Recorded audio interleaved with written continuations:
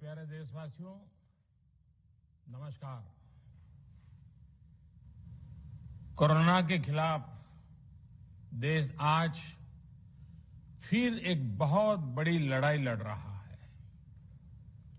कुछ सप्ताह पहले तक स्थितियां संभली हुई थी और फिर एक कोरोना की दूसरी वेव तूफान बनकर आ गई।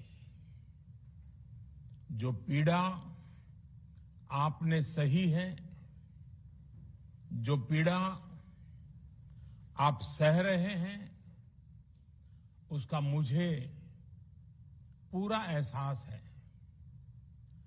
जिन लोगों ने बीते दिनों में अपनों को खोया है, मैं सभी देशवासियों की तरफ से उनके प्रति संवेदनाएं व्यक्त करता हूं। परिवार के एक सदस्य के रूप में मैं आपके दुख में शामिल हूं।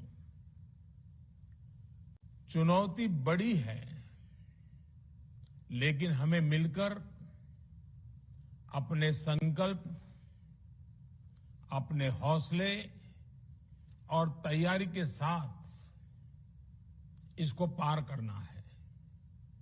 साथियों, अपनी बात को विस्तार देने से पहले मैं देश के सभी डॉक्टरों, मेडिकल स्टाफ, पैरामेडिकल स्टाफ, हमारे सभी सफाई कर्मचारी भाई बहन, हमारे एम्बुलेंस के ड्राइवर्स, हमारे सुरक्षा बल, पुलिसकर्मी, सभी की सराहना करूंगा।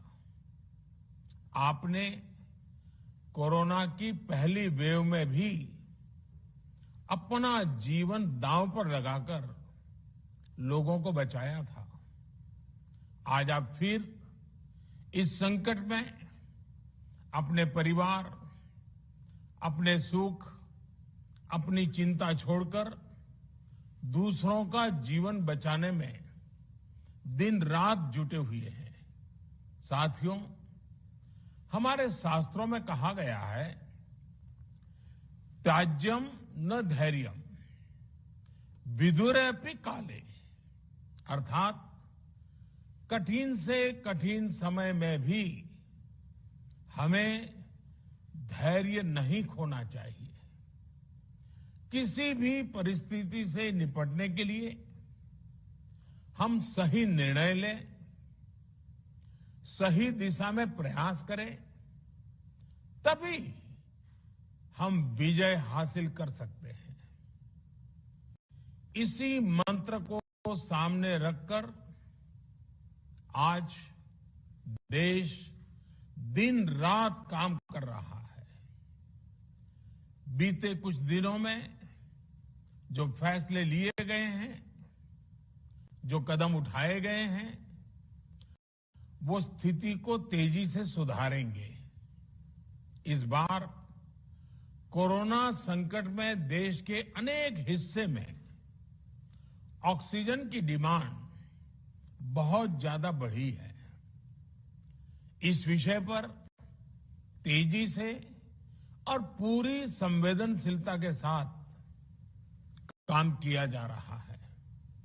केंद्र सरकार, राज्य सरकारें, प्राइवेट सेक्टर, सभी की पूरी कोशिश है कि हर जरूरतमंद को ऑक्सीजन मिले।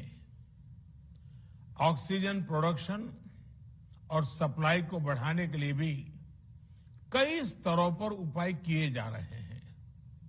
राज्यों में नए ऑक्सीजन प्लांट्स हो, 1 लाख नए सिलेंडर पहुंचाने हो, औद्योगिक इकाइयों में इस्तेमाल हो रही ऑक्सीजन का मेडिकल इस्तेमाल हो, ऑक्सीजन रेल हो, हर प्रयास किया जा रहा है। साथियों, इस बार जैसे ही कोरोना के केस बढ़े, देश के फार्मा सेक्टर ने दवाइयों का उत्पादन और बढ़ा दिया है। आज जनवरी फरवरी की तुलना में देश में कई गुना ज्यादा दवाइयों का प्रोडक्शन हो रहा है। इसे अभी और तेज किया जा रहा है। कल भी मेरी देश की फार्मा इंडस्ट्री के बड़े जो प्रमुख लोग हैं, उसके जो एक्सपर्ट लोग हैं, उनसे बहुत लंबी चर्चा हुई है। प्रोडक्शन बढ़ाने के लिए हर तरीके से दवाई कंपनियां की मदद ली जा रही है। हम सौभाग्यशाली हैं कि हमारे देश के पास इतना बड़ा मजबूत फार्मा सेक्टर है जो बहुत अच्छी और तेजी से दवाइयां बनाता है। इसके साथ ही अस्पतालों में बेड की संख्या को बढ़ाने का भी काम तेजी से चल रहा है। कुछ शहरों में ज्यादा डिमांड को देखते हुए विशेष और विशाल कोविड हॉस्पिटल बनाए जा रहे हैं। साथियों, पिछले वर्ष जब देश ने कोरोना के कुछ ही मरीज सामने आए थे, उसी समय भारत में कोरोना वायरस के खिलाफ प्रभावी वैक्सीन के लिए काम शुरू कर दिया था। हमारे वैज्ञानिकों ने दिन रात एक करके बहुत कम समय में देशवासियों के लिए वैक्सीन विकसित की है। आज दुनिया की सबसे सस्ती वैक्सीन भारत में है। भारत की कोल्ड चेन व्यवस्था के अनुकूल वैक्सीन हमारे पास है। इस प्रयास में हमारे प्राइवेट सेक्टर ने इनोवेशन और एंटरप्राइज की भावना का बेहतरीन प्रदर्शन किया है।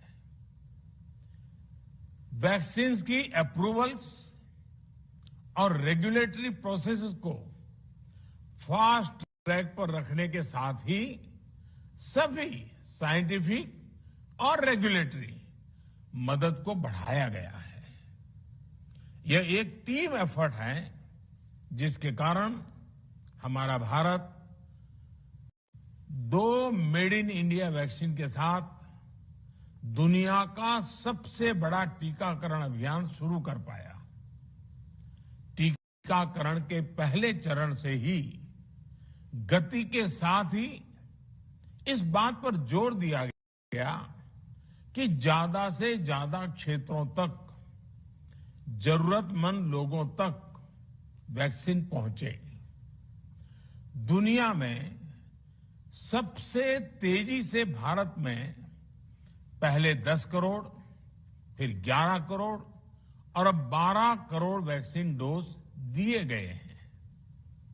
आज कोरोना से इस लड़ाई में हमें हौसला मिलता है कि हमारे health care workers, frontline corona warriors और सीनियर सिटीजन्स के एक बड़े हिस्से को वैक्सीन का लाभ मिल चुका है। साथियों, कल ही वैक्सीन को लेकर हुए एक और अहम फैसला भी हमने किया है।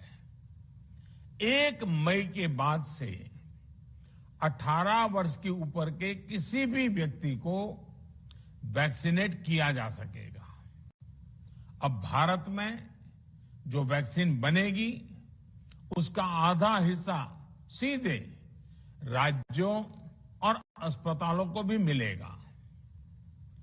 इस बीच गरीबों, बुजुर्गों, निम्न मध्यम वर्ग के लोग 45 वर्ष की आयु के ऊपर के व्यक्तियों के लिए केंद्र सरकार का जो वैक्सीन कार्यक्रम चल रहा है वो भी उतनी ही तेजी से जारी रहेगा। पहले की तरह ही सरकारी अस्पतालों में मुफ्त वैक्सीन मिलती रहेगी, जिसका फायदा, जैसा मैंने कहा, हमारे गरीब परिवार हो, हमारे मध्यम वर्ग, निम्न मध्यम वर्ग के परिवार हो, वो उनका लाभ उठा सकेंगे। साथियों, हम सभी का प्रयास जीवन बचाने के लिए है और जीवन बचाने के लिए तो है ही।